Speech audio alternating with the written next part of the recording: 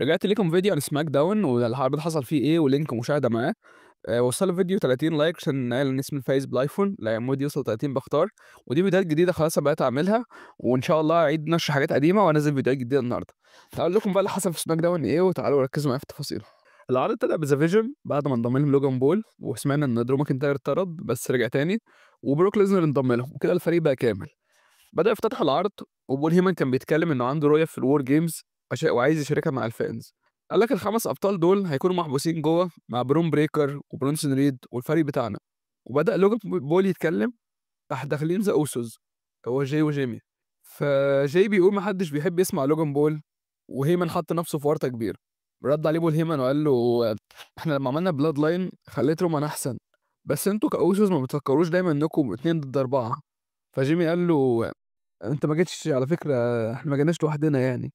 وبدات تشتغل موسيقى كودي رودز، ولقيناش كودي ظهر، وجابوا الكاميرا على العربيه، وظهر درو ماكنتاير بيهاجم كودي بعنف جدا. وجاي الاوسوس طبعا يطمنوا على كودي.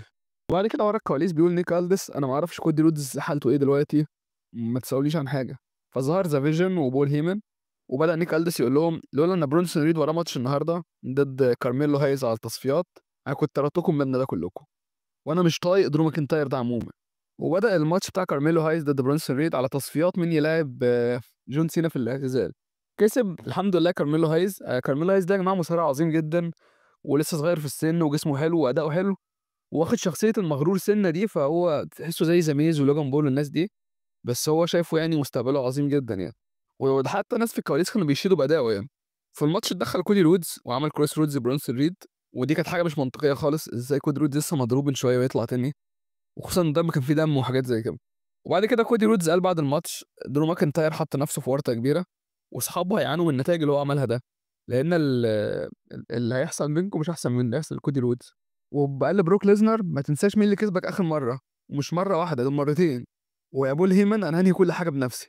وبعد كده بيبدا الماتش الاول، لقب الولايات المتحده، إيليا دراجانوف ضد جي دي ماكادونا. على فكره يا جماعه إيليا دراجانوف ده انا اللي عايز يتخانق معايا يتخانق معايا، بس انا شايفه بيأدي احسن من سامي زين حتى في الحلبه.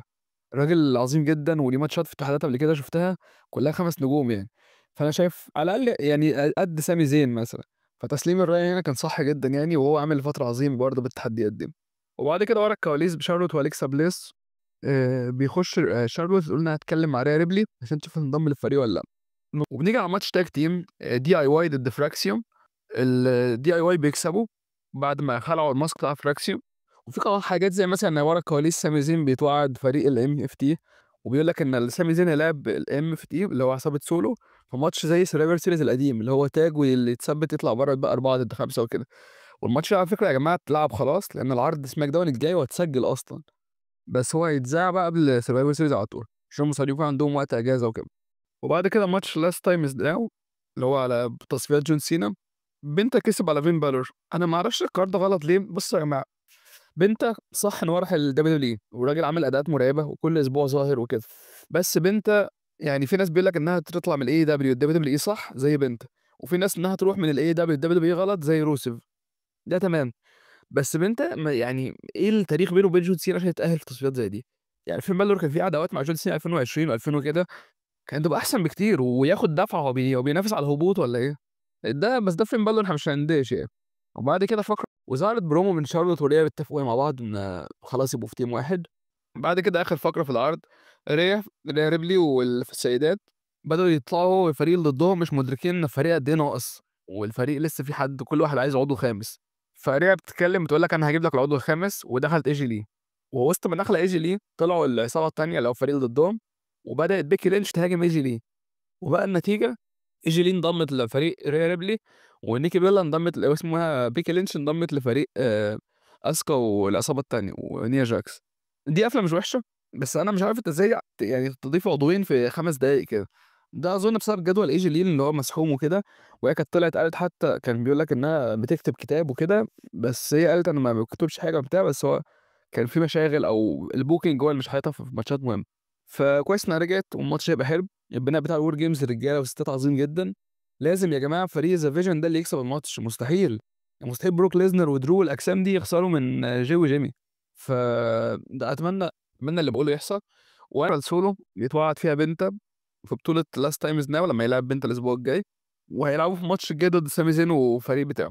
أنا في فكرة حلوة في دماغي ممكن أقولها لكم كده بسرعة، إن بانك ورومان يقلبوا على بعض، يعني أصلًا لو تفتكروا الsurvivor series اللي فات، كان في خناق بينهم كده في القفص، وفي الآخر بانك لحق رومان من نطة البرونزون ريد، بس هي الفكرة إن هو يعني إحنا ممكن نعمل حاجة زي كده وتبقى WrestleMania main event الجاي، بانك ورومان، هيبقى عداوة حلوة جدًا، حتى لو الماتش مش أعظم حاجة بس مش هيبقى بشع.